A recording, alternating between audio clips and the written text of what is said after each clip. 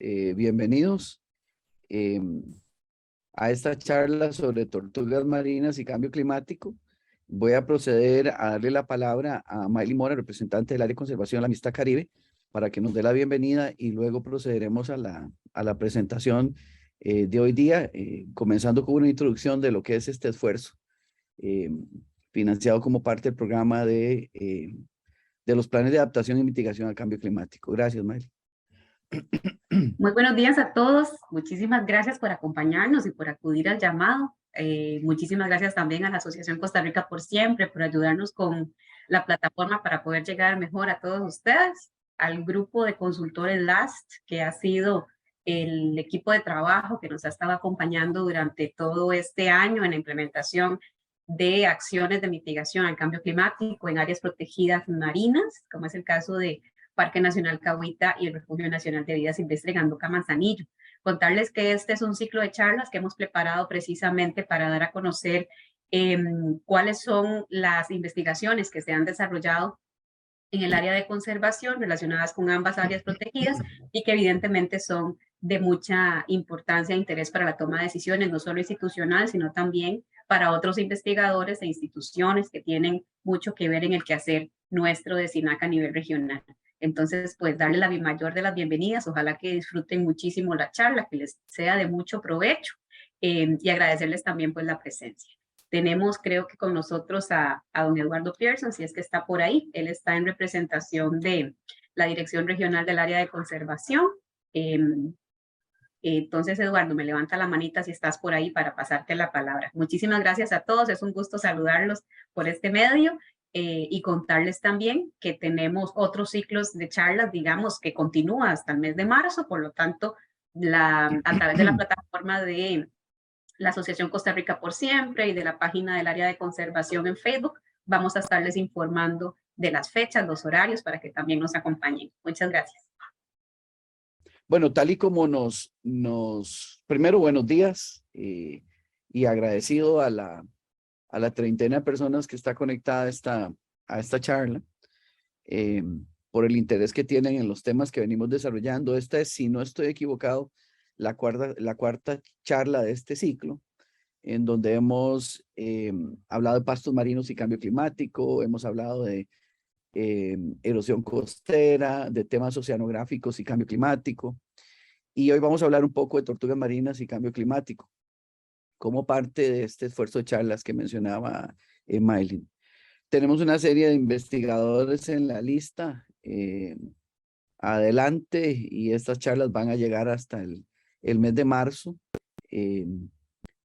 Muy seguramente cada 15 días los miércoles. Eso va a depender mucho del tiempo que encontremos y especialmente la disponibilidad de los investigadores invitados. Bueno, en este particular me tocó a mí el desarrollar el tema de las tortugas marinas y cambio climático. Y he hecho una breve introducción, primero para traerlos a ustedes como público a discutir un poco lo que representa el grupo de las tortugas marinas y luego ventilar qué es lo que hemos encontrado, qué es lo que estamos monitoreando, qué se ha publicado con respecto a cambio climático, que tiene injerencia en el área de distribución de las tortugas, particularmente en el Caribe costarricense, pero también a nivel nacional, siendo una especie importante. La primera gran pregunta, ¿por qué son especies de interés público este grupo de animales? No encontramos el interés que hay por la sociedad sobre las tortugas marinas en otros grupos. Por ejemplo, no hay la misma atracción para otros organismos marinos. Y todo se debe especialmente a los intereses y a los beneficios que las tortugas marinas le dan a la sociedad humana desde hace muchos siglos. Hay que recordar que las tortugas marinas son elementos de atracción cultural, espiritual, para muchas culturas a nivel global. Hay, por ejemplo, indicios del uso de las tortugas marinas como para producir artefactos de unos 3.500, 3.600 años. Lo que quiere decir es que los seres humanos tienen una relación de larga data con las tortugas marinas, pero también podemos decir que son elementos claves en los ecosistemas marinos, son responsables, por ejemplo, del ramoneo, el forrajeo de pastos marinos. Son también organismos que diseminan este tipo de plantas. Son controladoras, por ejemplo, de poblaciones de medusas. Son el foco de atracción de la economía turística. Varias de las áreas protegidas costarricenses tienen dentro de sus elementos focales de manejo especies de tortugas marinas o ecosistemas, hábitat críticos, donde están ellas, ¿verdad? De manera tal que para economías como en el Parque Nacional Tortuguero o en el Parque Marino Las Baulas, las tortugas marinas son un foco de atracción muy importante. Además, son sujeto de estudio e investigación, incluso monitoreo, lo que le da la oportunidad a estudiantes e investigadores nacionales de desarrollar sus trabajos alrededor de ellas. Sin duda alguna se han desarrollado investigaciones que prueban que ellas son una conexión de energía que hay entre el océano y la costa, la salida de ellas al mar, la oposición de sus nidos, permite que los nutrientes de las redes tróficas del mar estén conectados con la tierra, ¿verdad? Incluso hay autores que la responsabilizan de que esos nutrientes crean estabilidad costera a través de que esos nutrientes permean hacia la vegetación de la costa. Además, están ligadas a la cultura y particularmente a etnias indígenas, como les decía. Hay algunas etnias que les dan poderes mágicos. Encontramos en el trabajo arqueológico nuestro figuras de tortugas relativas a esas relaciones ancestrales que hay con nuestras culturas. Además, son elementos claves, como lo mencioné antes, de el manejo focal en varias de las áreas marinas protegidas costarricenses. Y además de eso, prestan servicios ecosistémicos a la ciudad moderna, como lo decía, elementos de atracción para el turismo. Constituyen economías de importancia, por ejemplo, en el Refugio Nacional de Vida Silvestre Ostional. Para poder entender los efectos de varias de las amenazas que encontramos a nivel nacional y global sobre ellas, incluyendo los efectos del cambio climático, tenemos que repasar un poco el ciclo de vida de ellas, ¿verdad? Este ciclo de vida lo encontramos básicamente para nosotros, por ser seres terrestres, la mayoría de nosotros las ligamos a el rol del desove, la fase reproductiva de la oposición de huevos en las playas. Y la razón es que ahí es donde muchos de nosotros hemos comenzado a conocer las tortugas marinas, tanto el público como los científicos o los funcionarios de las áreas protegidas. Y la razón es que el quehacer en el espacio marino es un quehacer poco frecuente, en el sentido de que no podemos estar ahí como lo podemos estar en la playa, ¿verdad? Por los costos, por la necesidad de tener botes. Pero ahí comienza el entendimiento del ciclo de vida. Cuando las hembras maduras llegan a poner huevos, ellas normalmente hacen varias posturas cada 2 semanas, entre 10 días y 2 semanas. Y luego estos huevos se incuban y los neonatos o tortuguitas por sus medios se dirigen al océano. Habiendo terminado la época reproductiva, las hembras migran hacia zonas costeras poco profundas o hacia corredores que ya estamos entendiendo, cada año entendemos más de los corredores marinos que usan, y se van a zonas de alimentación donde se juntan con individuos machos de su población, se juntan con hembras que provienen de otras playas de nidación y en algunos casos coinciden con organismos que se van desarrollando. No siempre los neonatos comparten el mismo espacio físico de desarrollo con los organismos más grandes. Este segmento del ciclo de vida entre la hembra madura y neonatos, juveniles, subadultos, adultos, puede durar varias décadas. Se reconoce que las especies pueden estar durando entre 20 y 50 años dependiendo de la especie. Y luego de que las hembras que opositaron se recuperan, pasan 2 años, 3 años, vuelven a iniciar un proceso migratorio donde copulan generan nuevamente huevos y salen a la playa a poner huevos. Este ciclo para un organismo que nace en una playa costarricense, como lo decía, puede durar de 20 a 50 años. El ciclo de reanidamiento sucede entre unos 3 y 5 meses, dependiendo de la especie, de manera que una hembra aniadora este año estuvo entre 3 y 5 meses frente a las playas de Costa Rica. Los machos, cuando terminan su rol de oposición, regresan a zonas de alimentación, pero este sitio de apareamiento podría estar sucediendo muy cerca a las zonas donde se alimenta o tan lejos como, perdón, estoy un poco engripado, que las hembras baulas que anidan en Costa Rica, en el Caribe costarricense, podrían estar regresando hasta aguas canadienses en el Atlántico Norte para sus zonas de forrajeo. Entonces, entender que a pesar de que nosotros podamos ingerir acá sobre manejar, sobre adaptar, sobre compensar los efectos del cambio climático, es muy importante, y lo vamos a ver hacia el final de la charla, de que ellas están sometidas a los impactos globales, porque este ciclo para algunas de esas especies es oceánico, es de la escala de un océano y no de la escala de 200 kilómetros, que es lo que tiene Costa Rica en la costa. Otro elemento importante es este modelo, y es entender que hoy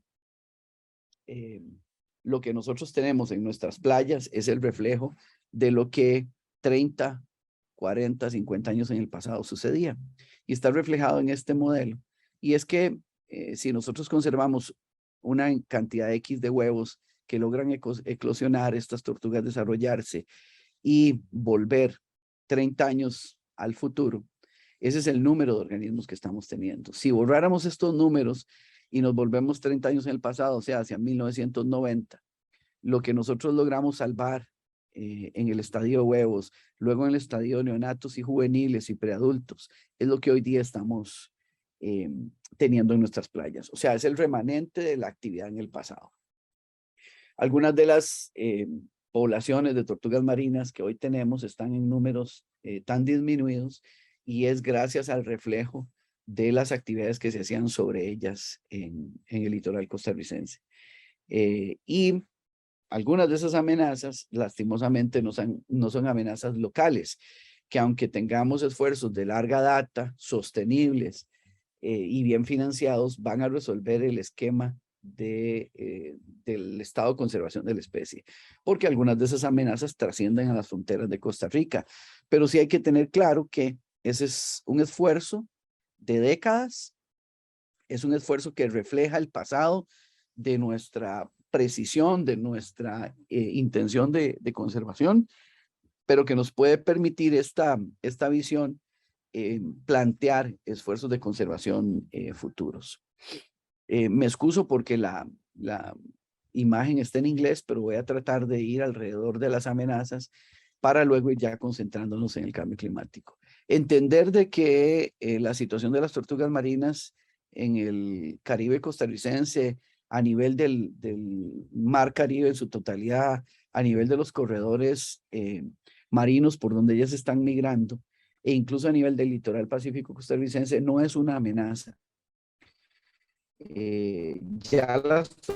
Para 1975, las tortugas marinas fueron incluidas en el primer apéndice de CITES, lo que refleja que ya había un entendimiento de que la cacería para el uso y el comercio, y especialmente el comercio internacional, era una causa importante de depresión de las poblaciones. A ese esfuerzo de los años 70 se han venido sumando otros esfuerzos de protección de ecosistemas claves, incluso el esfuerzo de tener un tratado internacional como la Convención Interamericana, que es específico a las tortugas marinas. Esto para ir cerrándole portillos a las amenazas. Pero el declive de las tortugas continúa. Tal vez en algunos casos con pendientes de declive menores, en algunos casos con incrementos en ciertas épocas, en ciertos periodos de las últimas décadas, pero continúa. De las amenazas más reconocidas, obviamente hay un porcentaje de mortalidad a los depredadores naturales. Ahora con el cambio climático y las inundaciones, pues la pérdida de nidos no solamente por el lavado causado por el oleaje oceánico, sino también por las inundaciones que expanden las áreas de afectación de los ríos. El consumo humano, hay un consumo cultural que todavía permanece en nuestra costa caribe, pero también es extendido a la costa caribeña americana, centroamericana, podría decir yo, aunque hay algún uso étnico también en la costa colombiana, pero encontramos etnias y sociedades como en Panamá, Nicaragua, los misquitos en Honduras que todavía hacen consumo de carne de tortuga. Obviamente los efectos del cambio climático, la captura incidental, muy asociado a los long lines, a los palangres, a las redes de arrastre que, dicho sea paso, en Costa Rica se prohibieron, el enganche por pesca fantasma, aquellas redes que quedan perdidas pero que siguen teniendo un rol de captura para lo que fueron diseñadas. En algunos sitios de alta densidad de tortugas tenemos interacción de tortugas con embarcaciones, el desarrollo costero, en donde los edificios se construyen cerca o sobre el ecosistema de anidamiento y los edificios generan impactos como la luz, la sobrevisitación, son impactos o amenazas que tienen ellas y aquí está el tema del ruido y la visitación. El ruido tal porque en algunas zonas del mundo es tal el ruido que causa alteración a la conducta de los neonatos. Un tema muy importante que es bastante común en Costa Rica, la ingestión de plástico. El litoral caribe de Costa Rica tiene ríos muy caudalosos, con mucha escorrentía y mucho arrastre de plásticos desde las comunidades que habitan, comunidades humanas que habitan cerca de estos ríos. Y por supuesto la contaminación química. Todos araña de amenazas contribuye a la mortalidad. Y hoy nos vamos a la mortalidad total de las tortugas marinas. Y hoy nos vamos a concentrar en el cambio climático. Esa situación hace que nosotros, primero, reconocemos que hay 4 especies en el Caribe costarricense, la tortuga verde, cuyo sitio de anidamiento más importante es el Parque Nacional Tortuguero, y es uno de los objetos de atracción al turismo del parque. La segunda en abundancia es la tortuga baula, que prácticamente anida en todo el litoral costarricense. Nosotros somos parte de la colonia de anidamiento del Caribe Oeste, que se extiende genéticamente desde la península de La Guajira en Colombia hasta el sur de Nicaragua.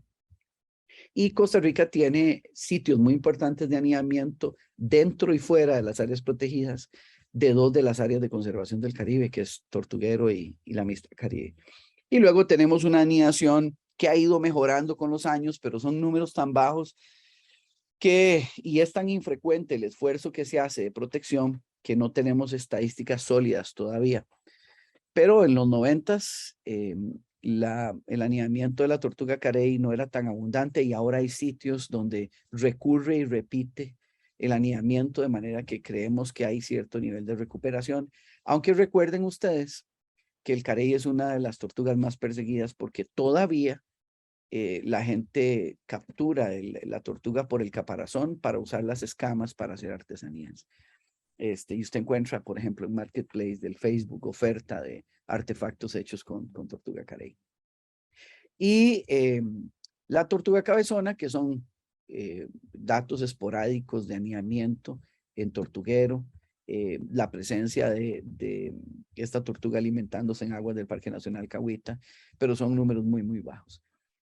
Dicho esto, nosotros tenemos varios estudios en los que hemos cooperado o en los que hemos producido sobre el estado de las poblaciones. Esas amenazas de las que hablé antes han permitido a los análisis reflejar que en algún momento, por ejemplo, en la década de los 90s y los 2000, se hablaba de la población de la tortuga verde, que tenía un estado creciente, había una pendiente positiva hacia el aumento del anidamiento. En algún momento, hacia el 2005, hablábamos de la población de tortuga baula, con 3 playas muy importantes, que se mantenía estable o levemente en declive, y me refiero a Pacuare, a Tortuguero y a Gandoca Manzanillo juntos, ¿verdad? Y estadios en declinación, y estos básicamente datos de los años 80, datos anecdóticos sobre la abundancia que había versus lo que encontramos en los 90 y en los 2000 en algunos de esos sitios, posteriormente a usos intensos, ¿verdad? Aquí hay un reflejo de cómo se ve una población que está en declive. Estos son datos cerrados hacia el 2010, pero esa línea amarilla no ha cambiado y son los datos de Leatherback Trust en Playa Grande. Eso es Pacífico, de cómo se ve una población donde los números eran sanos al final de los años 80 y con el tiempo fueron decayendo y decayendo hasta que la línea amarilla ha estado muy cerca de la línea negra y vemos muy leves aumentos de recuperación. Esta problemática es compleja porque los números bajos de hembras aquí hacia el final de este escenario no permiten producir grandes volúmenes de neonatos que permitan cambiar la dirección de la línea y hace difícil la recuperación de la población. Pero veamos Caribe. Esto era Tortuguero hacia el 2008. Es la línea con los datos, la línea de mejor ajuste y el rango de error. Y claramente vemos un descenso de la mitad de los años 90 hacia los 2000. Este es un análisis difícil porque en el caso, por ejemplo, de la baula, esta especie interanida en diferentes sitios. Entonces, la medida no es tan precisa si no sumamos todos los sitios. Se hizo un esfuerzo de esta naturaleza en el 2018 donde participamos, que es la evaluación del estado de la población el noroeste, donde estamos incluidos nosotros, de Atlántico Noroeste, y aquí ven la lista de playas que se incluyeron los datos. Los datos en azul oscuro son datos sanos, ¿verdad? O sea, con análisis o pendientes positivas. Los amarillos son medianamente sanos, los naranjas son malos. Y bueno, y hay playas con las que no tenemos datos del 2008 al presente, pero otras sí, ¿verdad? Para estas listas. Al final, el análisis lo que nos dice es que la pendiente va hacia abajo con poca recuperación en los últimos años, a pesar del esfuerzo, ¿verdad? Aquí tenemos, no es tan malo como la situación de Trinidad y las Guyanas, ni como la situación del 98 al presente o del 2008 al presente para el Caribe Norte. Nuestra situación es un poco menos, ¿verdad? Pero no tan sana como la Florida. Estos tres gráficas son los datos que publicamos hace el 2007 para Gandoca Manzanillo. Y vemos aquí un descenso en el uso de los huevos, ¿verdad? Pero es una población fluctuante y lo que les decía, interanía en otros sitios. Estos datos forman parte del análisis del 2018. ¿Y por qué razón les cuento sobre la tendencia? Porque para poder plantear medidas de adaptación y mitigación al cambio climático, tenemos que saber cuáles son las amenazas para tener precisión en cómo está afectando las medidas de adaptación y mitigación al cambio climático a la mortalidad total, ¿verdad? Este es el análisis de PACUARE, un esfuerzo que está a cargo nuestro y vean la línea de tendencia principal en los últimos 10 años para ese sitio de alineamiento. Entonces, vamos aterrizando, ¿qué es lo que se reconoce a nivel global como cambio climático? Y es la alteración de los patrones normales del clima, causados por actividades que genera el ser humano emitiendo gases que provocan un fenómeno de que al calentar la Tierra, el calor se queda en la Tierra y crea una serie de consecuencias. Las más reconocidas para el tema marino y para la sociedad en general, ¿verdad? Para la opinión pública, es que el clima se vuelve impredecible, cambian los tiempos en donde había verano, o había una merma en las lluvias, llueve más intensamente, llueve intensamente en periodos muy cortos, ¿verdad? El aumento de la temperatura provoca que las playas se calienten, el agua aumente de temperatura, la expansión térmica del agua provoca que el nivel del mar suba, eso asociado también a que los casquetes polares se derriten. Por este aumento de temperatura el arrecife coral muere, el agua se vuelve más ácida, lo que significa que los procesos donde se crean estructuras de carbonato, como lo hacen los ciertos caracoles o los arrecifes coralinos, se vean afectados, ¿verdad? Baja el alimento para muchas especies porque las especies se desplazan fuera de sus ámbitos o porque hay mortalidad, ¿verdad?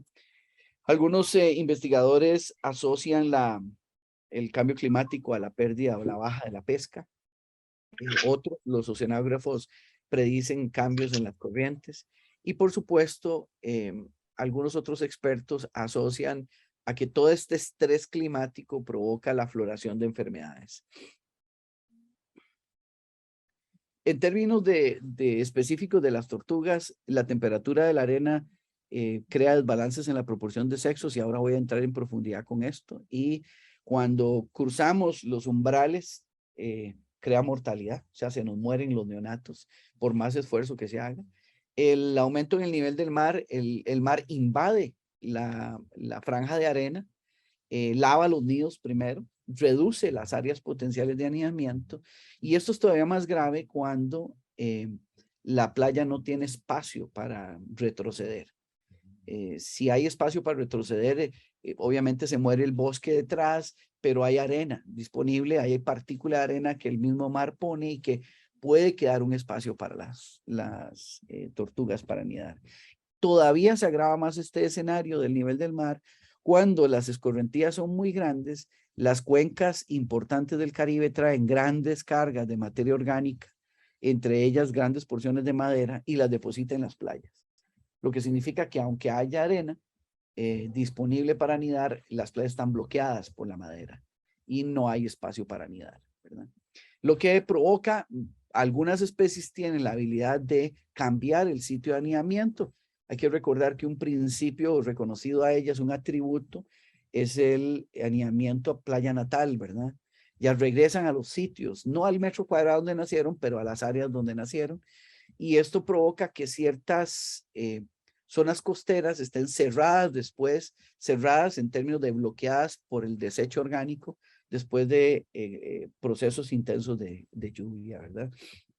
Luego aumenta la temperatura en el océano, proliferan enfermedades, baja la calidad de ciertos ecosistemas importantes como el arrecife coralino para la tortuga carey. Se modifican las corrientes marinas y esto es importantísimo. Ahora lo vemos más adelante, las tortugas marinas, los neonatos utilizan las corrientes que por siglos, ¿verdad? Les permiten distribuirse dentro de ellas, ¿verdad? Hacia espacios diferentes al mar Caribe, hacia el océano Atlántico. Y si estas corrientes cambiaran, esos patrones van a verse alterados. Las lluvias extremas provocan dos cosas. Uno es que el nivel freático en la arena aumente y esto hace que los huevos se vean inundados, se vean dañados por exceso de humedad y los invaden los hongos, se ahogan los embriones. Y el otro, si no alcanzara el nivel freático, hay una baja de temperatura por el efecto del agua. Podríamos en algunos escenarios alcanzar umbrales bajos que maten los neonatos. Hoy día luchamos más, los que manejamos nidos de tortugas marinas, luchamos más con el efecto del agua viniendo desde abajo hacia arriba que con que nos enfríe la arena, ¿verdad? Porque eso es más manejable. Pero cuando las grandes porciones de playa, el manto freático levanta, los estragos son enormes a nivel de éxito. Caso de lluvias extremas por la escorrentía, ¿verdad? Se sedimenta el mar, nos arroja mucha partícula orgánica a la playa, los sedimentos orgánicos consumen oxígeno, ese oxígeno se agota en la columna de arena y provoca también descensos de oxígeno en la cámara de incubación y mortalidad. Pero además, esos efectos, tanto de las lluvias extremas como los cambios de temperatura, impactan los ecosistemas, impactan las cadenas tróficas, la disponibilidad de alimento para algunas de ellas disminuye bastante. Imagínense que cuando hay grandes sedimentaciones, estos sedimentos tapan el pasto marino. Y el pasto es el elemento clave para especies como la tortuga verde, o dañan la diversidad ecológica de los arrecifes coralinos donde se alimenta la tortuga carey, por ejemplo.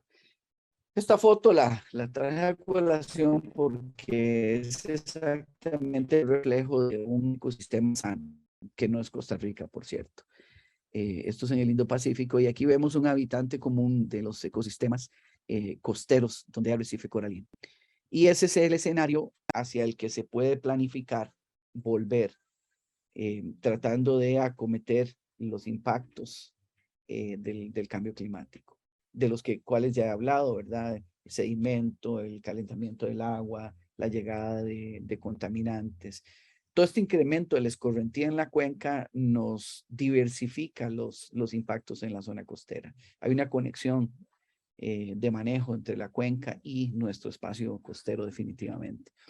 Entonces, utilizando información que colegas como Lenín Corrales ha generado sobre los escenarios de las variables que afecta el cambio climático, como la precipitación y la temperatura, vemos acá donde aparece Costa Rica, en este mapa donde está el Istmo Centroamericano, y los escenarios de lluvia, ¿verdad?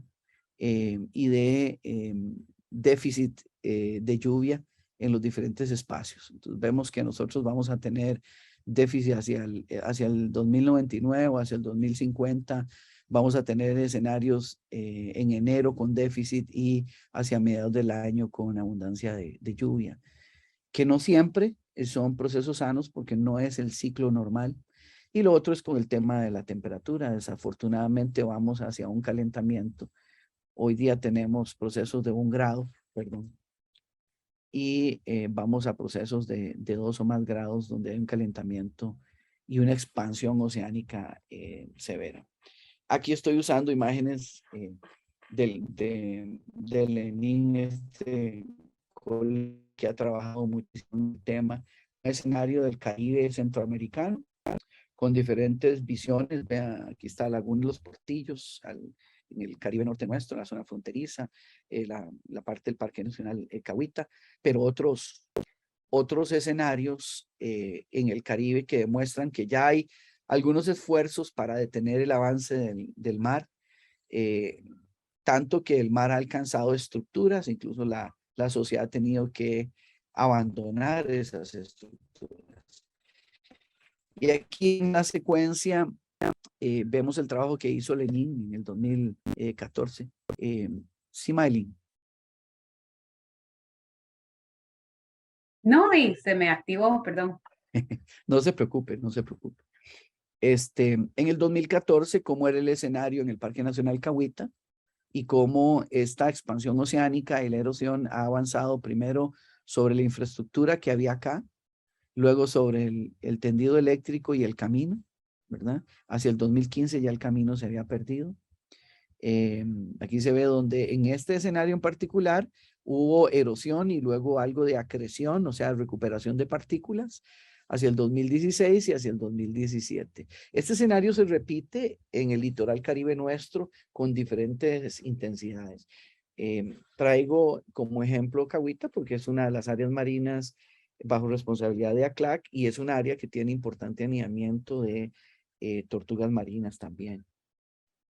Otras informaciones que aparecen sobre este efecto, para ver la gravedad, es el escenario que nos presenta la Nación en este artículo, sobre dónde en 100 años quedaría el espacio en la lengua de arena que constituye el puerto de Punta Arenas, ¿verdad?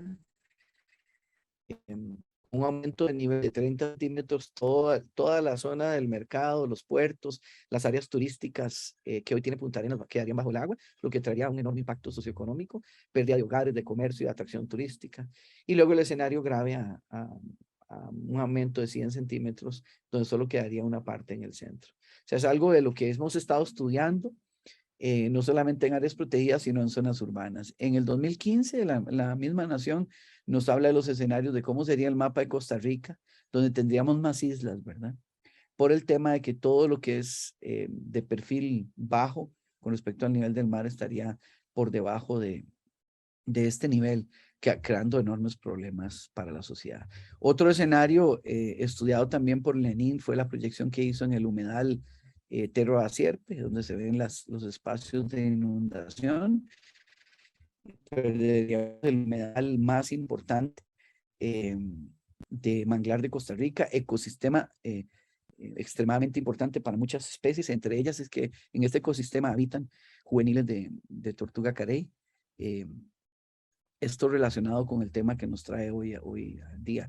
El modelo que desarrolló el WWF sobre el Parque Nacional Marino Los Baulas, este es Playa Ventanas y Playa Grande, y el escenario en el 2009 con la expansión proyectada, y el escenario 100 centímetros después, 1 metro después, ¿verdad?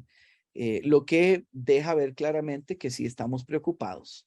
Y la información que ha sido publicada relacionado a los trabajos de Lenin y otros equipos que han trabajado en el Parque Nacional Cahuita, en donde vemos que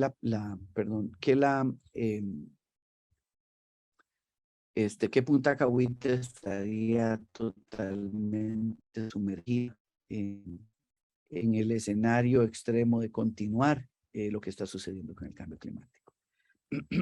Aterrizando con este análisis de qué está pasando con el cambio climático, cómo afecta a las tortugas, el gran dilema es que estos son sobrevivientes. Estamos hablando de organismos que tienen miles de años de estar en la Tierra, de haber sobrevivido a procesos de extinción anteriores, pero en los últimos 200 años, con lo que ha provocado el hombre intervenir en los ciclos del planeta, las tortugas marinas tienen 50 años de estar en situación muy grave. Solo hay pequeños casos de recuperación de poblaciones a nivel global, y son casos donde todo el ciclo de vida o el escenario lo puede controlar el hombre, y casos donde se ha puesto muchísimo esfuerzo de toda índole en recuperarlas. El gran dilema en el manejo es que varias de las variables asociadas al cambio climático no son de control nuestro. Veamos cómo es que específicamente afecta el cambio climático y sus impactos al tema de las tortugas marinas. Y todo comienza, como comencé esta charla, con el ciclo de vida, con el inicio del ciclo de vida, y es cuando la tortuga desova, ¿verdad? Y esa masa de huevos que está acá tiene gametos, y los gametos van a desarrollarse produciendo neonatos en un periodo cerca de los 2 meses, de los 60 días.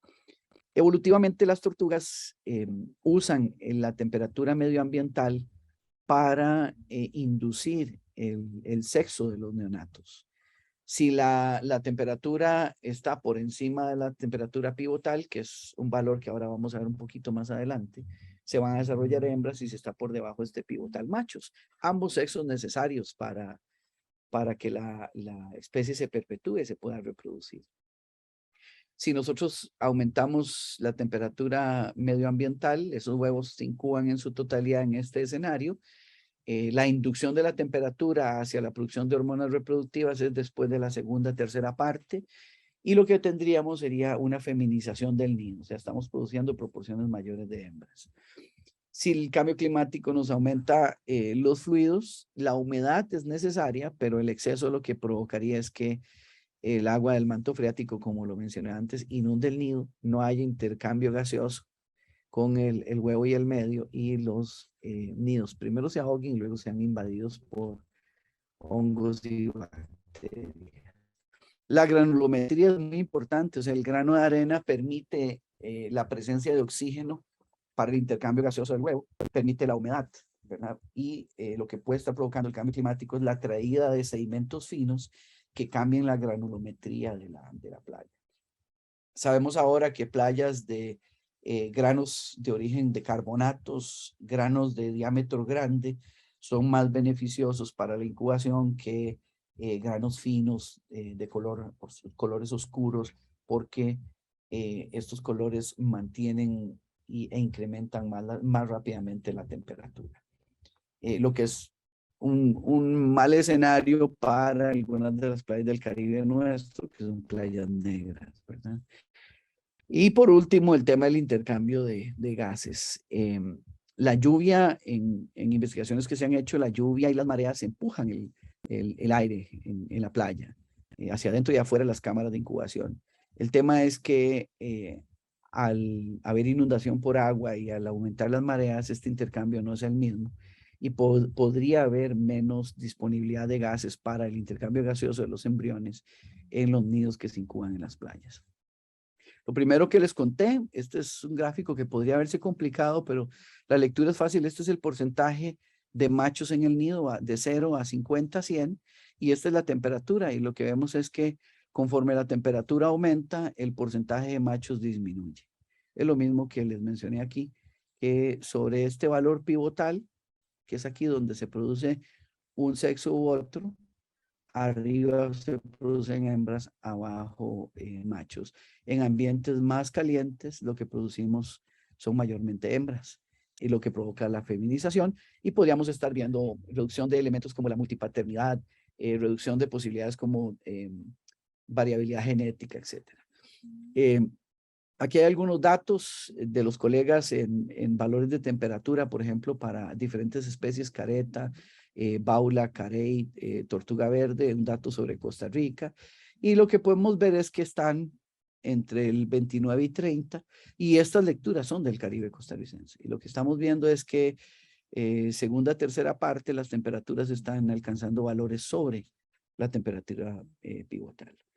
En este esfuerzo, Costa Rica desarrolló el protocolo de monitoreo de playas de anidamiento a través del programa PRONAMEC, y esta es la herramienta de evaluación de este elemento de la temperatura, donde tenemos que la evaluación muy buena es si la temperatura se mantiene entre 28 y 30.9. Eso incluye la mayoría de las especies que tenemos acá. Si esa temperatura aumenta, ya pasa sobre la pivotal y sigue ascendiendo, llega hasta condiciones muy malas, que es más de 34, donde la situación es mortal. O sea, los neonatos se desarrollaron, pero llegaron a morirse. Incluso hay escenarios en Costa Rica, en el Pacífico Norte, donde podríamos tener desde el inicio de la incubación esta situación en alguna parte del año, en el verano especialmente. Y lo mismo para abajo, o sea, valores que van reduciéndose. Tenemos valores muy buenos entre 27 y 27.9, y de ahí va descendiendo hasta valores por debajo del 24.9. Podrían considerarse como muy malos.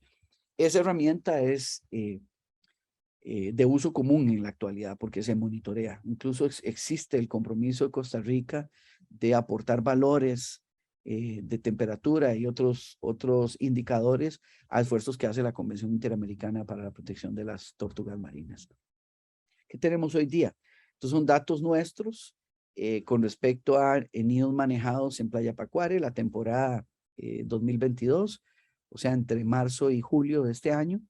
En naranja, la línea de donde se estima la pivotal, y luego la variación promedio en este nido en particular. Y lo que estamos viendo es, bueno, en escenarios donde manejamos la temperatura se mantiene por debajo, lo que nos permite saber que estamos produciendo potencialmente machos. Acá estamos viendo un escenario donde se mantiene por debajo, ¿verdad? Una condición sana, y luego hacia la última parte del desarrollo embrionario aumenta y se mantiene por encima de la temperatura pivotal. Y aquí, después de la segunda, tercera parte, hay un aumento de la temperatura promedio, un poquito por encima, ¿verdad?, de la temperatura pivotal. Otros dos escenarios más. Esta tendencia hacia arriba sería más grave, dado que estos nidos provienen del manejo que hacemos. Estamos sombreando los espacios como una manera de atenuar la irradiación y poder enfriar un poco más los nidos y producir machos. Todos aquellos nidos que no reciben manejo o que se dejan en viveros en zona soleada están reflejando datos superiores por encima de la pivotal.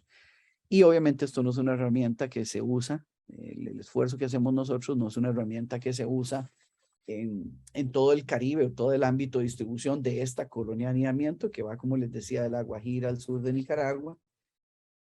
Entonces sabemos que de quedarse los nidos en la playa, no ser lavados por el mar, no ser saqueados por animales humanos, esos nidos están sometidos a altas temperaturas. Estos datos que aparecen acá son datos del seguimiento de nidos en un proceso mixto entre sombra y espacios sin sombreado, y vemos que no cambia mucho el periodo de incubación. Se extiende un poco más allá en escenarios sombreados, ¿verdad? Cuando uno baja la temperatura tienden a extender el proceso de desarrollo embrionario, pero los éxitos de eclosión son muy buenos. Estamos alrededor del 70% de éxitos de emergencia, perdón. Lo que nos permite contribuir con reclutamiento importante a la población de tortugas. La gran pregunta, solo con la variable de la temperatura, ¿qué pasa si se feminizan los huevos por el aumento de la temperatura? ¿Qué está pasando? No se hace nada con respecto a la temperatura. ¿Qué podríamos esperar del atributo de la multipaternidad como una característica de robustez genética en las tortugas marinas? Aquí hay ejemplos de multipaternidad. Se sabe que en las masas de huevos que ciertas hembras desovan existen gametos de varios machos como una forma de competencia por dominancia, ¿verdad? Pero si solo tenemos un macho, dos machos disponibles para una colonia de anidamiento, ¿qué puede estar pasando con esto? ¿Y qué medidas de mitigación yo puedo desarrollar para mitigar el efecto de la feminización como una consecuencia del cambio climático? Otros elementos de los que hablamos es el tema de la pérdida de hábitat de anidamiento. La foto grande es 2005, Gandoca Manzanillo. Vean que tenemos 15, 18 años de tener efectos que posiblemente los asociábamos, no era un tema tanto de moda, ya se hablaba de cambio climático, pero no pensar que lo tenemos hoy día. Y ya vemos consecuencias como la materia orgánica depositada ahí, ya hay una erosión, ya hay una entrada del océano al borde costero, hay pérdida de partículas y ya había corte de arena. El mar se llevaba una parte del año la duna y desaparecían las partículas, desapareciendo el hábitat anidatorio. Y la gran pregunta es, ¿qué hacer ante un escenario donde el área disponible de anidamiento, un área protegida, desaparece por estas consecuencias? ¿Qué pasa con esas tortugas? Se desplazan hacia otras áreas, tienen la capacidad de ir a otras áreas de anidamiento dentro o fuera de áreas protegidas, o estamos perdiendo los huevos, o estamos disminuyendo la capacidad de reproducción de ellas. Son preguntas que uno se hace. Estas son casos similares. Esto es Gandoca Manzanillo, Cahuita, ¿verdad? Aquí donde la erosión se llevó el anidamiento y aquí hay putrefacción, ¿verdad? Y esto está asociado, como les decía, a desechos que derivan con la cuenca hidrográfica o actividades. Esto es exactamente al otro lado de Costa Rica, en Panamá, en donde a este escenario de erosión se le sumaba que la gente saca la arena o sacaba la arena para hacer construcción, reduciendo aún más la situación de organismos que en una parte de su ciclo de vida llegaban a Costa Rica y en otra parte de su ciclo de vida iban al país vecino. Eso llevó, por ejemplo, en esfuerzos que se han hecho en algunas playas a proponer, vean que las diferentes especies usan diferentes espacios de la playa. Tenemos a las baulas usando la zona casi inmediata a la línea de marea alta.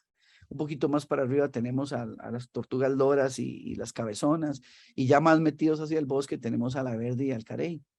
En la proposición de retiros, ya a nivel Caribe, de islas del Caribe, en donde han estimado esto mucha importancia, los planes reguladores, los planes de desarrollo, por razones de protección de biodiversidad, pero también por razones de custodia de la inversión, hacen la propuesta de retiros, de conservar áreas de no desarrollo para darle espacio a las playas a echar hacia atrás, ¿verdad? Si los desarrollos costeros se promueven inmediatamente después de la línea marea alta o en la misma duna, en pocos años estará el océano metido en esos sitios. Y obviamente no le va a permitir a la playa evolucionar hacia atrás y mantener su función dentro del ciclo de vida de las tortugas. Entonces, no dar el permiso acá, no autorizar desarrollos acá, sino espacio para que esta área le permita a la playa tener dinámica, ¿verdad? Le permita, obviamente perderemos ecosistemas, se alterará la desembocadura, pero en términos de manejo eso permite que se dé la dinámica acá. Y posiblemente nos dé tiempo de hacer retroceder las consecuencias de esto. Esa recomendación también está con que se mantenga la granulometría de la arena para mantener el intercambio gaseoso y la humedad en los nidos, mantenerlos viables, ¿verdad? El evitar que la sedimentación que nos trae partículas pequeñas altere las playas a ese nivel. Se está trabajando, ¿verdad? Mantener partículas grandes, no vamos a cambiar el mineral de las playas, pero que la granulometría de playas coralinas no cambie por la invasión de partículas que vienen a través de la cuenca hidrográfica, ¿verdad? Gracias a esos perfiles altos de temperatura. Conocer muy bien qué es lo que sucede a lo interno de los nidos en el proceso de desarrollo embrionario, en vista que ahora nuestro rol para poder ayudar a estas especies a no extinguirse, a no ir hacia la decadencia de la población al momento en donde, por más que lleguemos a éxitos del 90%, no hay tantos huevos como para recuperar la población, es saber qué pasa con ellas, ¿verdad? En qué estadio de desarrollo las afecta la temperatura, en qué estadio de desarrollo la invasión por el manto freático acaba con el nido, qué tiempo tenemos para poder afectar positivamente la eclosión. Vean que no solamente aumentar el éxito de eclosión, sino producir ambos sexos en las tortugas para que la población sea viable, ¿verdad? Y así sabemos qué periodo necesita dentro de estos perfiles y cómo esto afectaría el desarrollo natural de las tortugas marinas ante las variables provocadas por el cambio climático. Este es un diagrama que hace muchos años lo uso y es que claramente ejemplifica los escenarios que encontramos muy repetidamente en el Caribe nuestro. Tenemos mantos o cuerpos de agua detrás de la línea costera, hemos construido infraestructura en esta zona y tenemos el océano. Y tenemos a las tortugas que ya tienen una infraestructura aquí, antrópica, si se puede decir, puede ser una carretera, puede ser un pueblo, pueden ser hoteles, pueden ser casas, y el mar viene reduciendo su ecosistema, va a chocar contra la infraestructura. Lo vemos como un problema socioeconómico porque nos corta el camino o nos invade la casa. En términos de las tortugas marinas es que no hay espacio para que su ecosistema tenga la dinámica de poderse recuperar, echar para atrás, ¿verdad? Y al mismo tiempo esta invasión, esta intrusión de aguas marinas provoca cuando hay exceso de lluvias, que las lluvias afecten el estado de la playa. De manera que las consecuencias son complicadas. Y especialmente para el manejo, para proponer medidas que las mantengan viables y que las poblaciones las mantengan sanas. Otro de los problemas que hemos visto es la floración de enfermedades a nivel pacífico. Vemos muchísimo la infección, si se puede decir así, de un cirripedio dérmico, Staphylococcus muricata, cubriendo cuerpo, incluso inmovilizando algunas partes del cuerpo por lo masivo que es un cirripedio perforador que daña bastante el animal. Y en el caso de los tumores por la fibropapilomatosis, que se dice asociada a aguas contaminadas, aguas con contaminación de aguas negras o fecales, es algo que encontramos hacia el 2007 en el Parque Nacional Cahuita. Esto es una tortuga verde Parque Nacional Cahuita. Esta es la dimensión del tumor que se le extirpó. Y ahí logramos documentar que el 33% de los organismos que capturamos en el parque para fines de estudio tenía presente la enfermedad. Del 2007 al presente no encontré ninguna fuente ni ningún otro investigador que desarrollara esto, pero definitivamente al ser las áreas marinas protegidas, al ser espacios abiertos, donde el vector de diseminación de los impactos es el agua, es difícil controlar que desde afuera entren las condiciones para que estos animales sean infectados. Ya para ir finalizando, les decía al inicio que las consecuencias perdón, de los efectos del cambio climático, a pesar de que las vemos localmente y puntualmente las vemos en las áreas marinas protegidas, es definitivamente un escenario regional y un escenario global. Para lo global hemos liderado, Costa Rica ha sido clave en acuerdos internacionales. A nivel global no dudo que las organizaciones que reúnen a los países del Istmo estén trabajando en estos temas. Y con estos 4 o 5 slides les voy a mostrar que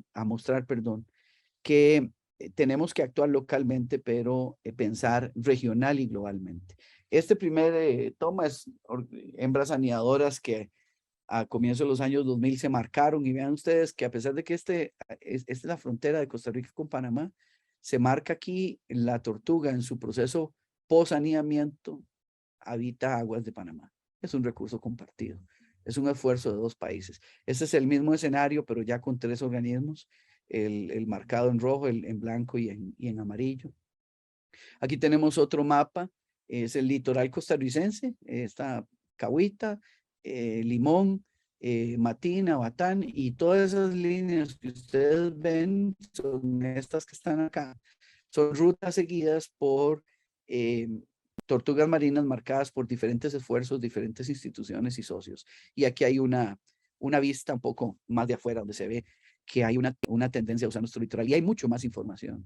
Este mapa que está acá a la derecha es Paulas en los 90s, mediados, finales de los 90s, y estamos viendo de que si el cambio climático lo reconocemos global, está presente en todos los espacios donde ellas están habitando, anidando acá, pero alimentándose en el Atlántico Norte. Lo que definitivamente nos solicita, nos requiere que nuestros esfuerzos estén desde lo local hasta lo internacional, desde los esfuerzos que hacemos para sombrear un nido, para mantener los nidos frescos, no calientes, hasta los esfuerzos que se hacen de nivel político.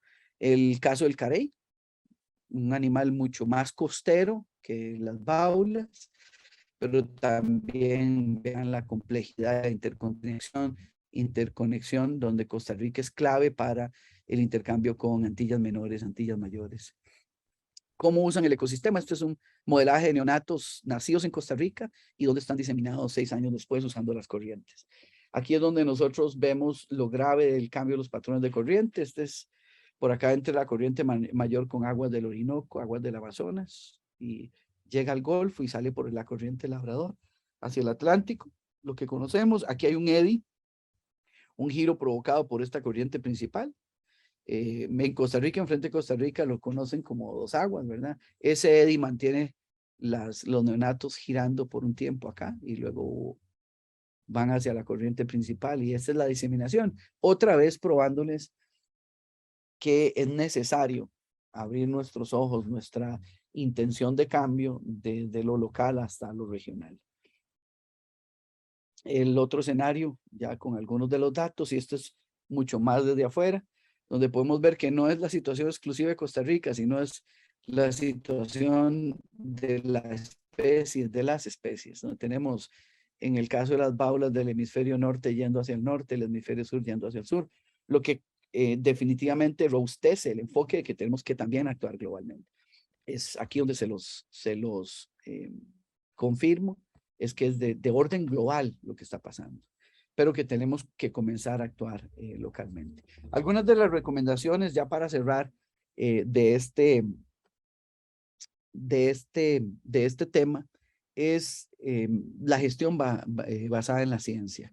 O sea, el tema que nosotros hayamos determinado o encontrado que la temperatura está siendo un elemento importante en la segregación de un sexo u otro es a través de la ciencia, el uso de instrumentos tecnológicos. No es un tema que se puede tomar muy a priori, muy a la ligera.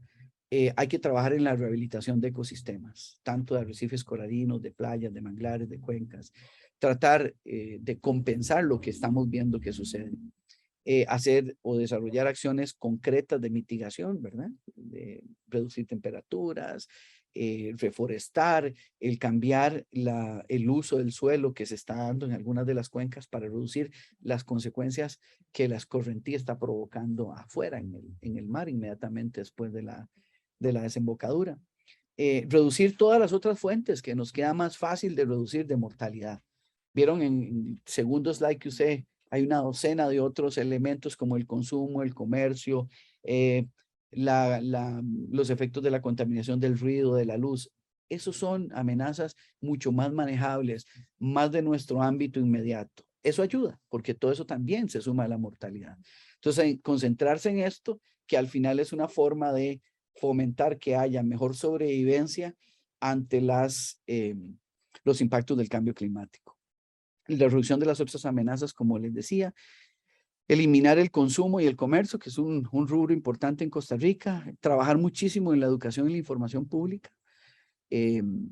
desde las escuelas en adelante, para que las generaciones de niños de hoy crezcan preocupándose por los efectos del cambio climático, ¿verdad? No solamente por el hecho que potencialmente les destruye su casa, su medio de trabajo, las vías de transporte, que causa mermas o daños importantes a la economía nacional, sino también que reduce las oportunidades de estudiar las tortugas, de disfrutarlas, destruye el rol que tiene la tortuga en el ecosistema, destruye los ecosistemas que sostienen economías comunitarias costeras. Y por supuesto, enfocarse en el monitoreo y la investigación, debido a que esto es importantísimo para tener la información que nos permita hacer una gestión pensada, planificada, para modificar los efectos del cambio climático. Bueno, y aquí llego hasta aquí y abro la sesión para si tienen preguntas. Muchas gracias. Muchas gracias, don Didier. En el chat vi que alguien preguntó, solo que no sé quién es, que si las preguntas eran al inicio o al final. Entonces, este es el espacio para sus consultas. Gracias, May. Buen día. Fui yo el que... Hola, don Mario. Gracias, don Buenos Didier. días. Un saludo, siempre es un gusto saludarle y a todas y todos, pues Dios mediante, nos encontremos muy bien. Muchas gracias, don Didier, por esta ponencia, de verdad, tan rica, tan clara, tan amplia. Sin duda, algunas de las cosas que le quería consultar ya en el camino también usted me las ha evacuado. Sin embargo, tengo que aprovechar la oportunidad, no para hacer un comentario, pues para nada pesimista, porque nos acompaña siempre la buena actitud y el deseo de trabajo para poder ayudar a disminuir muchas de esas problemáticas. Sin embargo, también muy cercanos a la realidad y en el tema de las tortugas, igual que con otras especies, estos procesos tan acelerados, que es el gran reto, no solamente para la vida silvestre, sino para nosotros como especie, esos cambios tan rápidos, pues nos dan menos posibilidades de adaptación. En el caso de las tortugas especialmente, si es una especie que acompaña al planeta desde antes de nosotros, bueno, lo que también de alguna manera se ha planteado en términos de escenarios es que vamos a tener esa pérdida de riqueza y en ese sentido seguramente va a haber una mayor especialización. Sin duda eso va a pasar por una recomposición de las especies mismas en términos de cantidades, de la abundancia que puedan tener. Eso pone en riesgo de alguna manera en términos de una especie tan resiliente como esta. ¿Cómo lo ven ustedes, los especialistas, como para tener eso? Porque vemos en otras, pues sí, un desafío enorme, ¿no? En las posibilidades que haya. Mismo la nuestra, que se resiste a comprender la problemática y como bien usted lo planteó, en algunos casos, pues que uno esperaría que ya tuviera mayor comprensión, sigue habiendo un avance hacia las costas, hacia las orillas, que nos hace más vulnerables, partiendo que no solamente es el hecho de la parte estructural, sino de la parte sistémica. Al final de cuentas comprometemos todo lo que en términos de funcionalidad de los ecosistemas están ahí interviniendo. Pero bueno, en el caso particular de las especies, de la especie de la tortuga, ¿cómo está ese escenario complejo? Y después tengo una segunda consulta. Ok, gracias, don Mario. Muy interesante su pregunta. En realidad, evolutivamente, sí, los escenarios, vamos a ver, en términos de planificación, trabajar con los escenarios más crudos, más graves, es importante porque permite que usted se prepare para potenciales escenarios más benévolos, si se dieran, ¿verdad? Desafortunadamente, tal y como lo dice usted, el planeta ha desarrollado decisiones que no han cambiado la trayectoria del calentamiento global, ¿verdad? Seguimos manteniendo una pendiente positiva hacia la alza y seguimos sumando lentamente consecuencias del cambio climático. Y eso no deja de lado las tortugas. El escenario grave que poblaciones que hoy día, que cuando entramos a los procesos más graves de cambio climático están mermadas, quiere decir que tienen pocos individuos, que sus ecosistemas críticos están bastante dañados, ¿verdad? Erosionados, contaminados, que tienen probabilidades de sobrevivencia bajas, o sea, se distribuyen en áreas donde hay alta capturabilidad de ellas, que hay consumo, son poblaciones que se van a extinguir rápidamente. Y le voy a dar el ejemplo de los datos que nosotros encontramos hacia el 2000, cuando trabajamos con el tema del comercio internacional del caparazón del carey, era que Costa Rica tuvo poblaciones pero muy abundantes de tortuga carey. Tanto que Paula Palmer, en el libro que publiqué en el año 86, habla que en el siglo pasado, la gente en Cahuita, cuando salía a pescar al arrecife, apartaba las tortugas con el remo. Y el escenario al que arribamos nosotros en los 80s, 90s, ya no eran abundantes. Y esa población con pocos individuos, mermada, con anidación bastante esporádica, unos cuantos nidos por aquí, otros por allá, son las primeras poblaciones que se van a extinguir, porque no tienen plasticidad genética, no tienen suficientes individuos, porque el valor de cada organismo que es capturado o que se muere es muy alto en una población que es pequeña. Esas son las primeras que se van a extinguir. Aquellas que vayan a sobrevivir son las que hoy día son abundantes, por ejemplo, poblaciones como la tortuga lora, donde se cuentan por cientos de miles en el refugio de silvestre opcional, o en el caso de la verde tortuguero, que es ciertamente abundante, a pesar de que ya se ven cifras hacia la merma, son poblaciones que podrían perdurar por un poco más de tiempo. ¿Cómo detener esto? Entendiendo dónde es que afectan el ciclo de vida y cómo afecta el calentamiento o las demás variables, y tratando de proponer medidas de adaptabilidad para darles tiempo a las especies.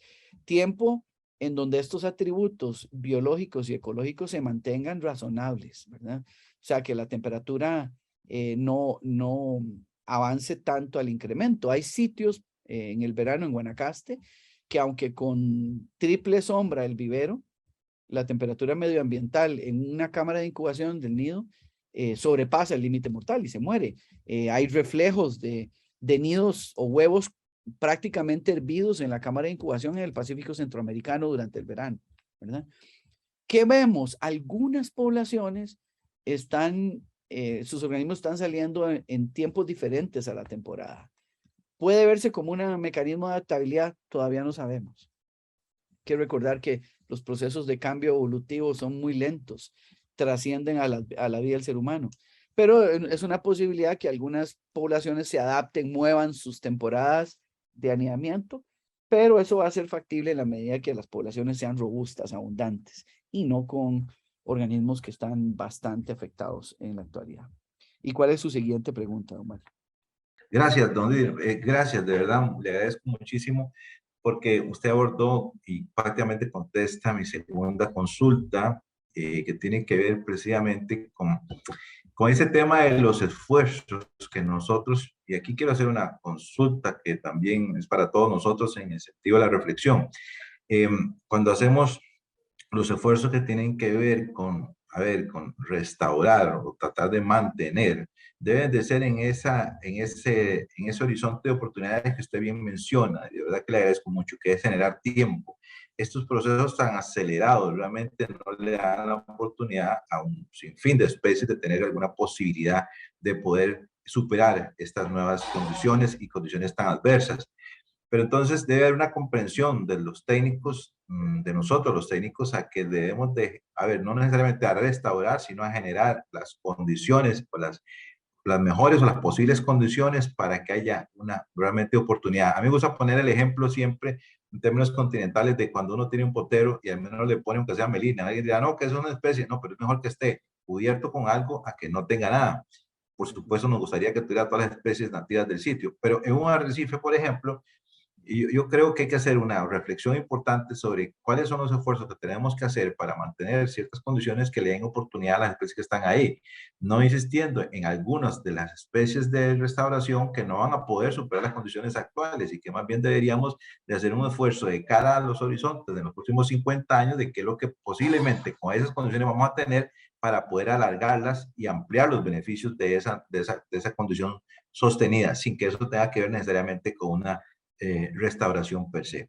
Yo quisiera su opinión en relación con eso. Gracias, don Didier. Gracias, don Mario. Sí, en realidad, como manejador de recursos marinos costeros, usted puede trabajar con el escenario que quiera y puede comenzar con la idealidad.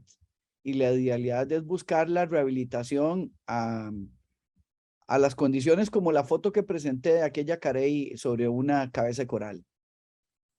Eso es un poco utópico de pensar y bastante difícil, si no imposible de lograr en la actualidad.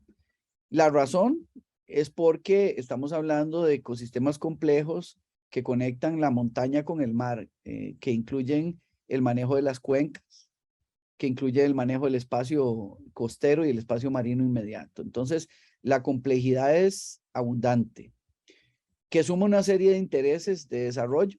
La gente cuando es dueño de su propiedad quiere hacer lo que quiere hacer en su propiedad y cuando llega la autoridad y le dice, no, mire, es que usted está en X pendiente y no puede remover el suelo, no puede cambiar el uso del suelo del bosque a este, ya hay un tema de conflicto. Porque la gente común que no piensa en el futuro, o más bien piensa solo en el futuro particular, no piensa en el futuro global, o en el futuro nacional, o el futuro regional. De manera que quiere su casa con todo su derecho, pero para hacer la casa va a haber un cambio en el uso del suelo, va a provocar sedimentos, va a provocar basura orgánica, va a aplicar X cantidad de químicos que todos tarde o temprano terminan en el mar. Y eso es un efecto sumatorio, o sea, es el ciudadano 1 hasta el ciudadano 2000, 3000, el 5000 en las diferentes cuencas. Ese es el reto. Que esas condiciones no son fáciles de controlar, no son fáciles de manejar.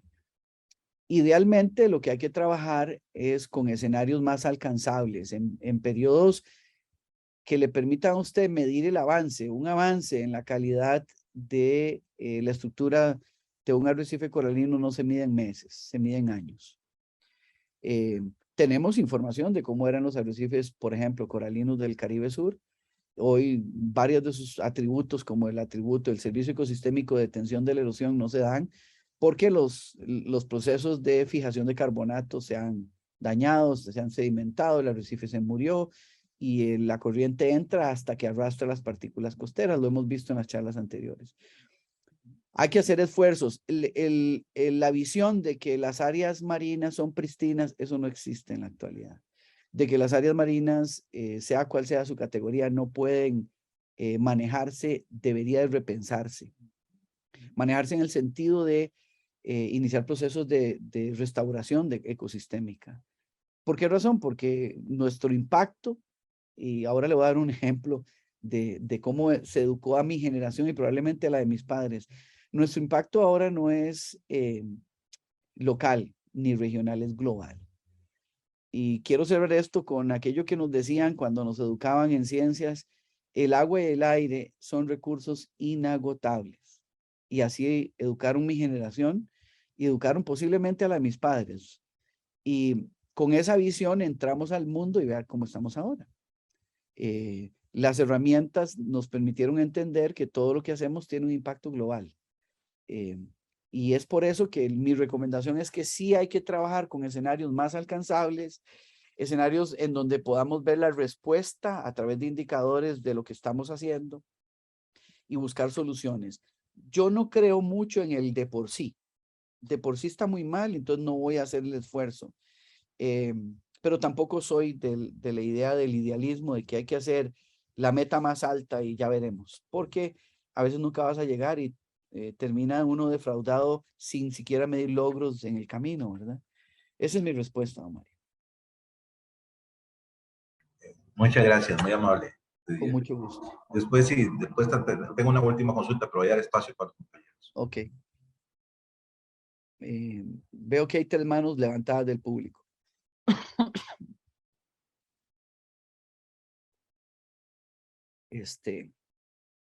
Maylin, ¿usted da la palabra o era Luis? Yo les puedo ayudar si gustan, es que vamos a ver dónde. Bueno, no, si no yo lo manejo. Comencemos como las veo en la pantalla, don Carlos Manuel Calvo. ¿En qué puedo servirle? Muy buenos días a todos, un placer saludarlos, particularmente a vos, Didier. Carlos Calvo del SINAC, Área de Conservación Tortuguero, Parque Nacional Tortuguero.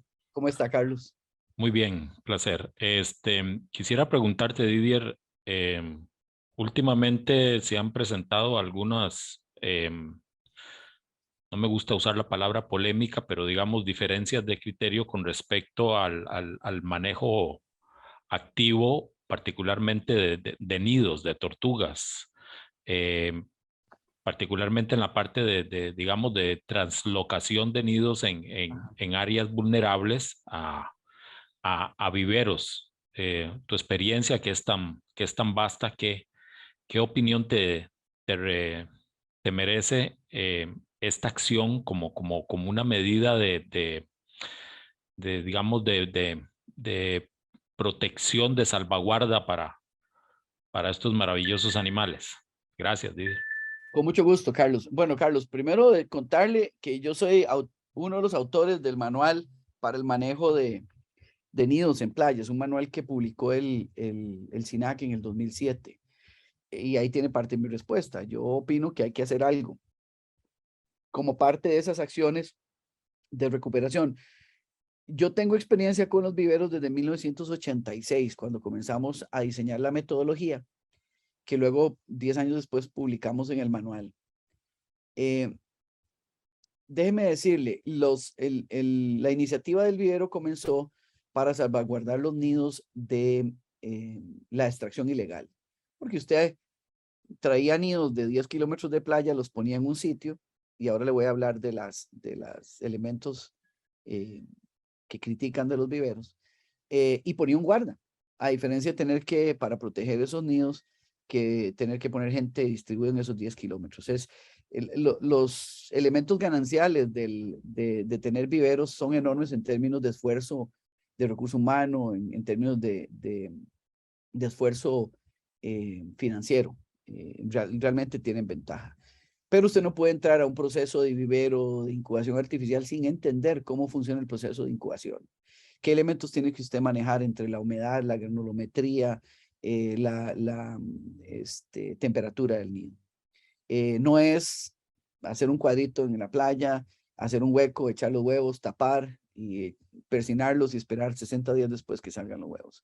Hay un tema de monitoreo, hay un tema de orden, de manejo sanitario, que aunque usted no lo crea, la misma naturaleza se encarga de regular esas variables. Cuando nosotros habitamos esos cuadrantes, traemos desechos, traemos depredadores, y al someter todos los nidos a las mismas condiciones, a los 100 metros cuadrados del vivero, si ese es el caso, está sometiendo nidos que probablemente estaban en condiciones muy variables a lo largo de la playa.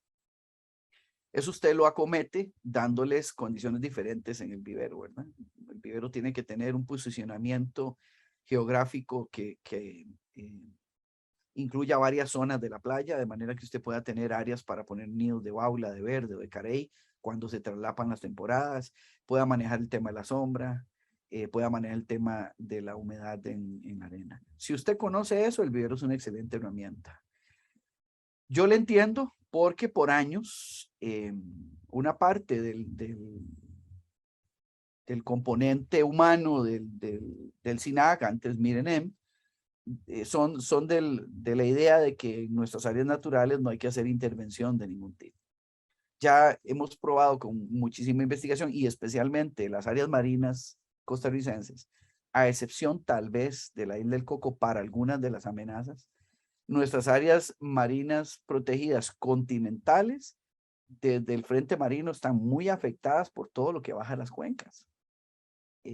Aguas residuales, sedimentos, materia orgánica, desechos sólidos, desechos plásticos, lo que usted quiera. Entonces no hay esa condición totalmente natural que pudiéramos tener al cercar, al crear fronteras y proteger un bosque. es diferente porque el elemento agua no lo podemos controlar. No podemos poner una cerca y el agua no moverse. El agua pasa la corriente, dinamiza y nos disemina los impactos desde afuera hacia adentro. Y eso complica la situación, ¿verdad? Y eso llega a la playa y afecta a las tortugas. Entonces, sí, soy de la idea que se puede si usa la ciencia y la técnica, y es una herramienta para salvar nidos. Le voy a dar un caso. Los datos encontrados por Sebastian Troin en Tortuguero para nidos naturales de Baula habla del 18% de éxito de emergencia en nidos naturales, mientras que nosotros estamos logrando el 70% de eclosión en nidos naturales de Baula. Me refiero a datos de Baula. De manera que usted puede, entendiendo esto, mejorar muchísimo, multiplicar por mucho lo que usted encuentra en la naturaleza a lo que usted puede manejar liberando las tortugas, con el cuidado de que las variables le permitan a usted liberar machos y hembras y en buena condición. Muchas gracias, Carlos. No, todo lo contrario. Gracias a vos por la excelente presentación y a los participantes por la oportunidad. Muchas gracias. Con mucho gusto. Tenía 2 personas más con la mano levantada, pero ya no la tienen. Déjenme revisar. Alison, por favor. Le voy a permitir hablar. Aquí está. Por favor. Gracias.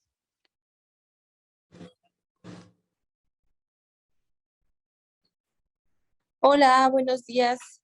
Hola, buenos días, Alison. Tengo una pregunta. En tu experiencia trabajando para la conservación de las tortugas marinas, ¿qué resultados has visto en los trabajos que se han hecho en cuanto a concientización ambiental? ¿Qué tan importante consideras que es la concientización ambiental para poder encontrar, o más bien para poder alcanzar un mejor resultado en el trabajo que estamos realizando las personas que trabajamos en la conservación de las tortugas marinas? Gracias, Alison. Vea, en mis 30 y pico de años trabajando con comunidades, lo primero es que la concientización, así como la información pública, y si puedo llamarla concientización, educación ambiental, alfabetización ambiental, cualquiera de sus variables, tiene que ser un esfuerzo de muy largo plazo. De manera que las nuevas generaciones crezcan escuchando los conceptos que justifican el cambio en el patrón de conductas. Recuerden que a nivel Costa Rica, nosotros arribamos a los años 70, donde comienza nuestro esfuerzo de creación de áreas marinas protegidas, con sociedades que encontraban su proteína en la naturaleza. Hablo que la gente del campo sacaba carne monte y comía carne monte y era normalmente visto. Sacaba huevos de tortuga y carne de tortuga. Y solo en procesos donde usted les dé oportunidades, se cogestionen oportunidades en donde los medios alternativos de vida y la información, la educación, les permita a estas sociedades tener otras fuentes de proteína, así vamos a tener éxito. Yo le voy a contar algo que me pasó a mí al final de los años 80. Después de una charla que di, siendo biólogo, una persona se acercó y me dijo, mire, señor, yo a usted le entiendo totalmente por qué yo no debo de matar una tortuga. Pero figúrese que cuando no hay nada de comida en mi casa y yo llego a mi casa y mis hijos tienen hambre, ¿qué es lo que voy a hacer? Si yo no tengo en estas zonas rurales, no tengo otra oportunidad más que de ir a buscar carne de tortuga o huevos de tortuga. Es ahí donde uno comprende de que si no hay medios alternativos, la gente en algunos escenarios es empujada a usar el recurso. Ahora hay escenarios mucho más benévolos que en los 80s, en donde la gente casi tiene libre oportunidad, libre acceso para trabajar en ecoturismo, se organizan y son guías, venden servicios al turismo, usan no consumtivamente a las tortugas, y la educación se convierte en una herramienta que consolida esa actitud positiva a conservar, ¿verdad? Solamente, y mi mayor recomendación es que la educación se deje a expertos en educación. Nosotros los biólogos hacemos bonitos discursos, hacemos bonitas charlas, pero las medidas en el cambio conductual y en el cambio cognoscitivo que deben de darse para saber si hay un cambio actitudinal y un cambio en los patrones de conducta, eso hay que dejárselo a los expertos en educación y a otros expertos que tienen que ver con la formación de las sociedades. Entonces es algo multidisciplinario. Sí participamos, pero yo he hecho esfuerzos por décadas y creo que la mejor recomendación es traer a nuestros equipos expertos en estas áreas que nos ayuden a que ese mensaje llegue a las sociedades. Gracias, Alison. Muchas gracias. En el orden tengo a don Gilberto Borges.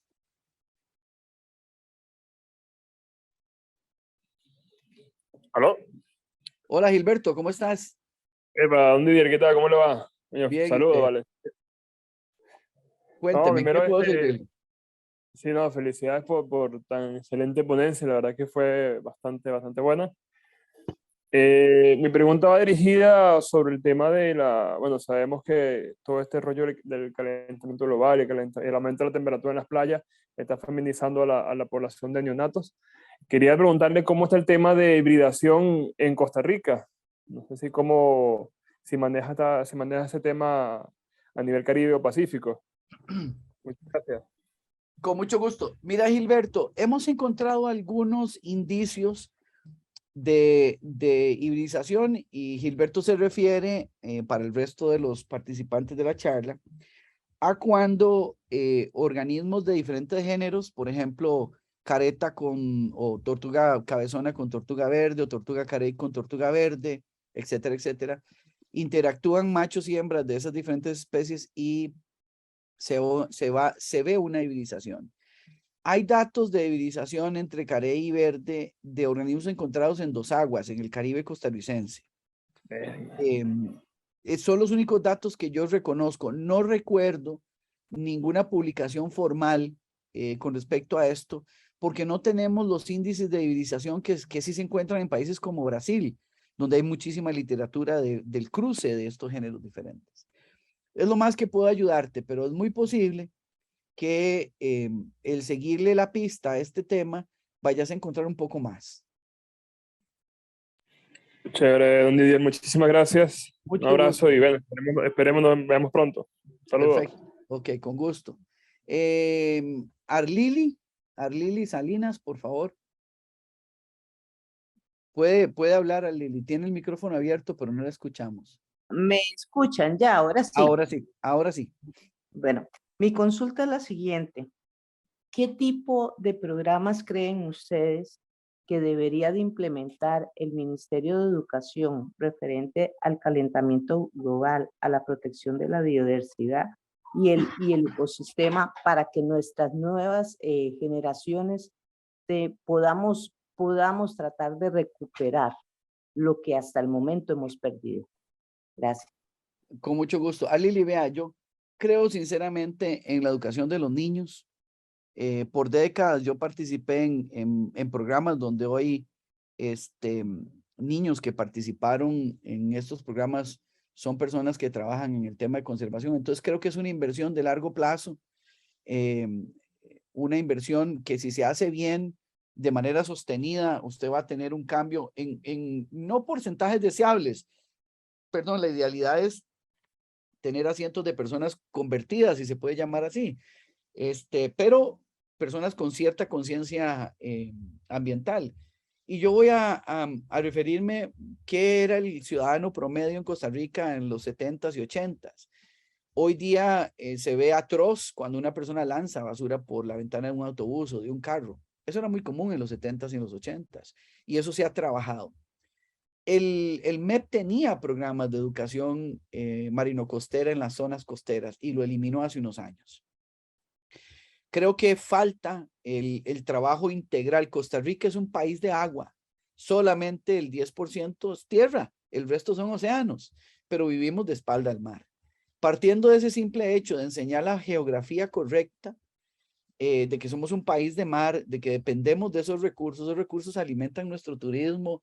Esa agua en la zona costera para muchas comunidades es muy importante. La calidad de esos ecosistemas es muy importante.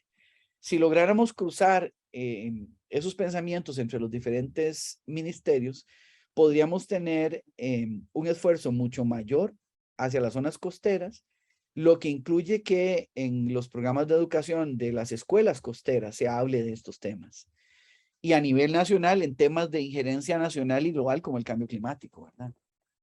Desafortunadamente, la situación de la educación en los últimos años con la brecha causada por la pandemia, la falta de recursos, no permite. La mejor manera de hacerlo en el corto plazo es disfrutar de alianzas.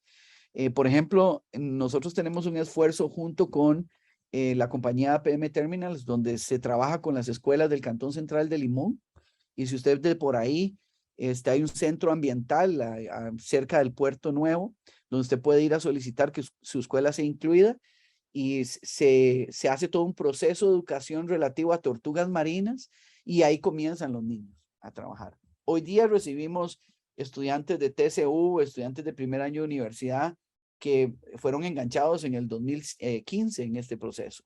Y esa es la gente que va siendo agentes de cambio hacia el futuro. Pero sí es necesario que el MEP vuelva a tener esos temas dentro de sus programas educativos. Gracias a Lili. Muchas gracias a usted. Para servirle. Y por último tengo a Felipe Tomás. Perfecto. Un gusto saludarle y agradecerle por la presentación muy clara y bueno, la experiencia que usted posee es importante en esta materia, entonces agradecimiento. Quería consultarle en términos de la mitigación y cómo está, digamos, está relacionada con las tortugas marinas, mitigación del cambio climático. ¿Cuál cree usted que es la medida más prioritaria a implementar? Porque usted nombró una serie de recomendaciones al final y medidas de adaptación también que me gustaría tener una visión un poco más clara en eso. Gracias. Con mucho gusto, Felipe. Felipe, el tema es complejo porque no toda medida de mitigación al cambio climático beneficia directamente a las tortugas en el sentido de tiempo, ¿verdad? La primera medida de mitigación al cambio climático es la reducción de los gases de invernadero, ¿verdad? Pero no es una medida que directamente vaya a causar un cambio en la temperatura de la arena, en la temperatura del agua, en el avance del nivel del mar. Eso es una medida que es sumatoria a los países y que tiene que cambiar globalmente. A nivel país, el uso de una red de producción energética como la que tiene Costa Rica, con fuentes alternativas, no voy a entrar en discusión con el tema de los reservorios de agua, pero fuentes alternativas, el reducir el tamaño de la flota de transporte público, el cambiar la flota privada o afectarla para que cambie a la versión eléctrica sin discutir el tema de la producción de baterías, podría reducir nuestra contribución global a los gases de invernadero, ¿verdad? El aumentar el área verde, el poder mantener procesos de producción de clorofila en el océano, el fortalecer o robustecer los ecosistemas claves marino-costeros que fijan carbono, como es el manglar y el pasto marino. Eso, como último paso, afecta directamente y positivamente a las tortugas marinas. No en la reproducción, pero sí en la salud de ecosistemas que son claves para ellas. Esas son medidas que tienen un valor directo sobre cambiar o afectar positivamente aspectos del cambio climático. Ahora, vea que la adaptabilidad se plantea como algo que usted lo estimula y que funciona automáticamente. En el caso de las tortugas, no. Cuando se toma nidos y los saca del medio o condiciona o maneja el medio para bajar la temperatura, es algo que usted tiene que hacer. Entonces es un proceso más de manejo que de adaptación. Podría considerarlo como adaptación, Por ahora, la manera para compensar los efectos del cambio climático es a través de sombrear áreas donde hay anidamiento, sea con sombra natural o a través de recintos como los viveros, reduciendo la temperatura y permitiendo que se mantenga la proporcionalidad sexual de los neonatos. El entender qué es lo que está causando la erosión costera y si es el debilitamiento, la destrucción de un hábitat, restaurarlo. Restaurar la parte estructural como los arrecifes rocosos y coralinos. Son medidas que al final van a permitir que la partícula de arena se quede en la playa y la tortuga tenga un medio donde anidar. Esas son acciones prioritarias, mientras buscamos cómo resolver las globales, que son políticas y que son mucho más difíciles. Gracias, Felipe. Perfecto, muchas gracias por la respuesta. Con mucho gusto. Con mucho gusto. No veo a nadie más levantando la mano.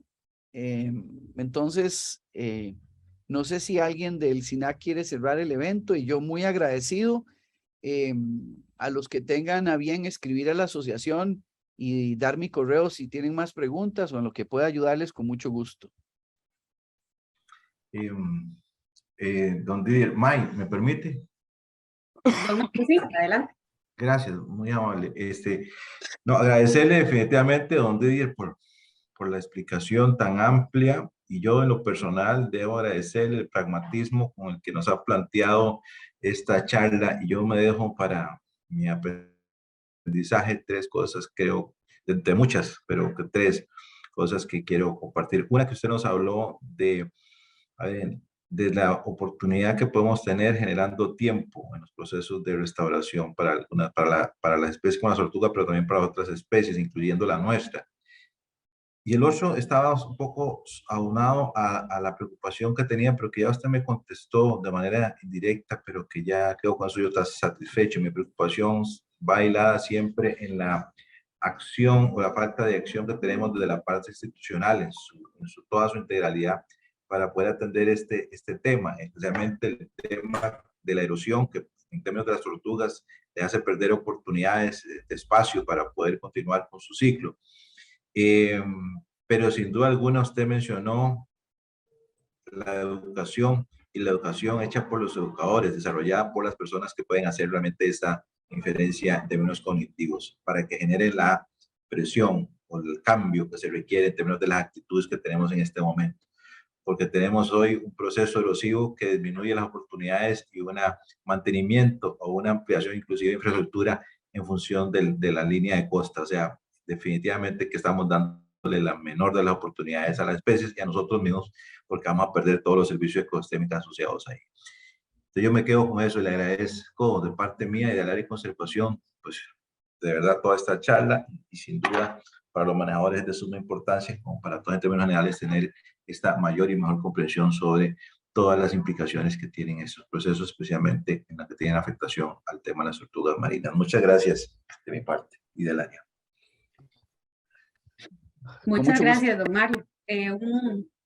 Y don Didier, también recordarles a todos entonces, los que nos acompañan hoy, y si quisieran para dentro de 15 días, tenemos la próxima charla, vamos a estarles anunciando en redes sociales a través de la plataforma de Costa Rica por Siempre y del área de conservación Amistad Caribe, los siguientes eventos para que por todo gusto nos puedan acompañar y por supuesto hacer de la actividad de mucho aprendizaje y sobre todo apoyar en todo lo que puedan ustedes desde su trinchera en términos de conservación, no solo para la Amistad Caribe, sino también para el área de conservación tortuguero, que hoy también nos acompaña, y si eso se extrapola a todo el país, de verdad que vamos a agradecerlo muchísimo. Don Didier, nuevamente muchas gracias. A Luis, que nos acompañó por aquí, y a todos ustedes los asistentes. Nos vemos en una próxima entrega. Muchísimas gracias y que tengan buen día. Hasta luego, buen día a todos. Gracias.